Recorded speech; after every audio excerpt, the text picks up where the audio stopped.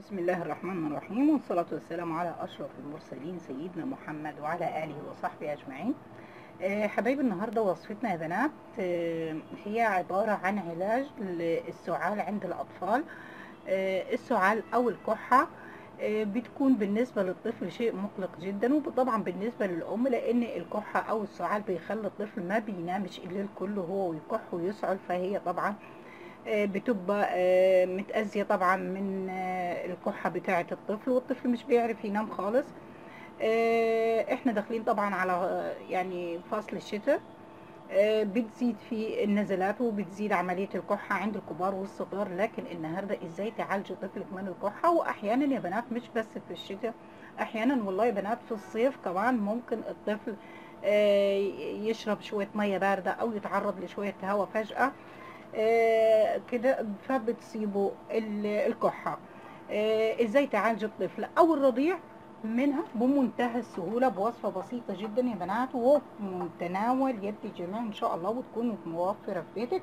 هي بانك اول شيء الطفل لما بتعملي له حمام تحميه يكون المكان دافي، وبتحطيه في غرفة بتكون دافية. السلام عليكم. لا تنسوا الإعجاب بالفيديو والاشتراك في القناة تشجيعا لنا لنستمر بنشر المزيد إن شاء الله. وبتمسحي له على الصدر يا بنات، بتاخدي كمية من زيت الخروع.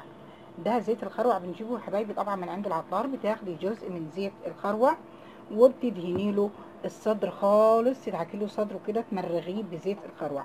بعد كده بتجلبي الطفل على وشه وبتدهني له المنطقة بتاعة الظهر برضه بزيت الخروع، بتدعكيها خالص، بتمليها زيت خروع.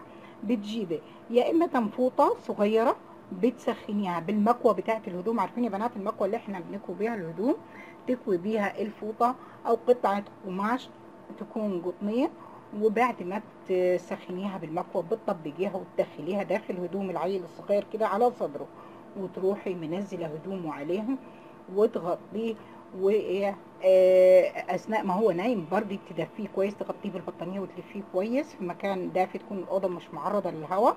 بتديله قليل جدا من زيت السمسم في محلقه في بقه، بيشربه الطفل.